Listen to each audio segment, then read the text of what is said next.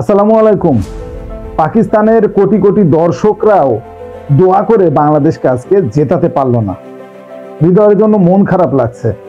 পুরো ম্যাচ জুড়ে যেভাবে নিজের জীবনকে বাজি রেখে হৃদয় খেলেছে সেটা সত্যি এক কথায় অসাধারণ, দুর্দান্ত। ছেলেটার ফিল্ডিং এ নামতেই পারল না আজকে। নামবেই বা কিভাবে? পরপর তিনবার যেভাবে ড্রাইভ মেরেছে সেখানে আসলে বলার আর কিছুই থাকে না। ৩৫ রানে ৫ উইকেট পড়ার পর সেই দলটার আর কোনো কিছুই অবশিষ্ট থাকে না। সেই ধ্বংসযজ্ঞে দাঁড়িয়ে লড়াই করলো হৃদয় আর জাকের। দুজনে মিলে দুর্দান্ত এক পার্টনারশিপে ১৫৮ রান করে ফেললো এবং সেখান থেকে বাংলাদেশ একটা লড়াই করার মতো পুঁজি পেল।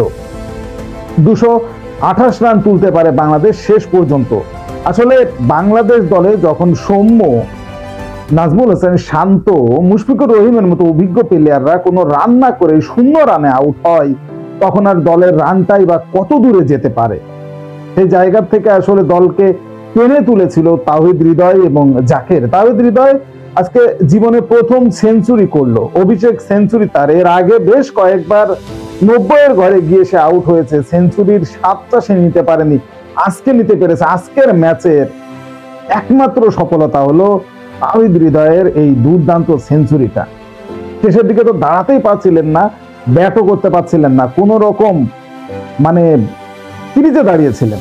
শেষ পর্যন্ত শেষ ওভারে গিয়ে তিনি আউট হন এবং আউট হওয়ার আগে তার জীবনের প্রথম সেঞ্চুরিটা তিনি করেন আজকের ম্যাচে। জাকের আলী সেও কিন্তু দুর্দান্ত খেলেছে। যে ক্রিজে আসলে রান করাই দুর্বোধ্য কঠিন, সেই জায়গায় আসলে তারা দুজনে মিলে অসাধারণ খেলেছে। জাকের ৬৮ রান করেছে এবং শেষের দিকে ঋষাদ একটা ছোট্ট একটা ঝোড়ো ইনিংস খেলে ১৮ রানের, সেটার উপর ভর করে বাংলাদেশ ২২৮ করে। আসলে যে ক্রিজেই হোক, ভারতের যে ব্যাটিং লাইন আপ সেখানে আসলে ২২৮ রান কোনো রানই নয়। ভারতের জন্য ২২৯ রানের টার্গেটটা খুবই ছোট ছিল এবং সেই ছোট টার্গেটটাকে চেস করলো দুর্দান্ত ভাবে টিম ইন্ডিয়া। রোহিত শর্মা এবং শুভমান গিল দুজনে দুর্দান্ত সূচনা এনেছে। রোহিত শর্মা অবশ্য ঝোড়ো গতিতে রান করেছেন, ৪১ রানে সে আউট হয়ে যায়, কিন্তু শুভমান গিল একদিকে আগলে ধরেছিল। শুভমান গিল তার স্বভাবচ্যুত খেলা আজ খেলেননি, কারণ ক্রিজটা তেমন একটা সুবিধাজনক ছিল না। মন্থর ক্রিজ, বল দেখে শুনে খেলেছেন এবং শেষ পর্যন্ত সেঞ্চুরি করে দলকে জিতিয়ে মাঠ ছেড়েছেন। বিরাট কোহলি, রোহিত শর্মা, অক্ষর প্যাটেল সবাই আউট হয়ে গেল, কিন্তু শুভমান গিল একদিকে ধরে থাকলো। লাস্ট ৪-৫টা ইনিংসেই তার 50, কোনো ম্যাচের 50 নিচে নাই। এতটা দুর্দান্ত ফর্মে শুভমান গিল, এবং সেটারই প্রমাণ আজকে আরেকবার দিল। ১০১ রান করলো শুভমান গিল এবং তাকে শেষ পর্যন্ত সঙ্গ দিল লোকেশ রাহুল ৪১ রান পর্যন্ত। তবে ৩০ রানের মাথায় জাকের একটা ইজি ক্যাচ মিস করে সীমানা থেকে লোকেশ রাহুলের। এই ক্যাচটা ধরে ফেললে ম্যাচের মোমেন্টাম কোন দিকে যেত সেটা আসলে বলা মুশকিল। এই ম্যাচের জন্য আসলে মুস্তাফিজকে খুব দরকার ছিল আজকে। মুস্তাফিজের সেই ম্যাজিক্যাল ফিগারটা দরকার ছিল। ম্যাজিক্যাল ফিগার তো দূরে থাক, মুস্তাফিজ একা আজকে বিচ্ছিরি বাজে বোলিং করেছে। আসলে তার যে বোলিং, ৯ ওভারে একাই ৬৯ রান দিয়েছে, একটা সান্ত্বনা পুরস্কার হিসেবে একটা উইকেট পেয়েছে, কিন্তু ৯ ওভারে ৬৯টা রান দিয়েছে। সেই তুলনায় ঋষাদ দুর্দান্ত বল করেছে আজকে। ৯ ওভারে ৩৬ রান দিয়ে ঋষাদ একটা উইকেটও তুলে নিয়েছে। অসাধারণ, ২টা উইকেট তুলে নিয়েছে ঋষাদ। দুর্দান্ত বল করেছে ঋষাদ। তার পাশাপাশি তাসকিনও ভালো বল করেছে, সেও একটা উইকেট নিয়েছে। আসলে আজকের ম্যাচটাতে আমার কাছে মনে হয়েছে যদি আর ৫০-৬০টা রান করা যেত, এই ম্যাচটা আরো ইন্টারেস্টিং হতো।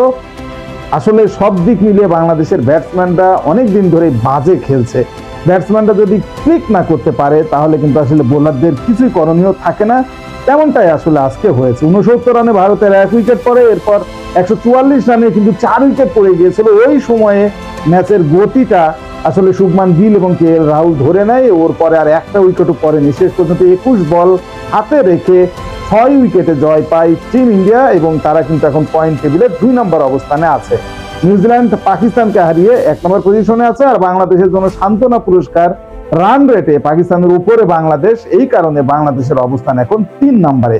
বাংলাদেশের নেক্সট অগ্নি পরীক্ষা কিন্তু নিউজিল্যান্ডের সাথে, এবং সেটা কিন্তু বাঁচা মরার লড়াই ক্রিজে টিকে থাকার জন্য। এই টুর্নামেন্টে টিকে থাকার জন্য রাওয়ালপিন্ডিতে নিউজিল্যান্ডের বিপক্ষে বাংলাদেশের জয়ের কিন্তু কোনো বিকল্প নাই।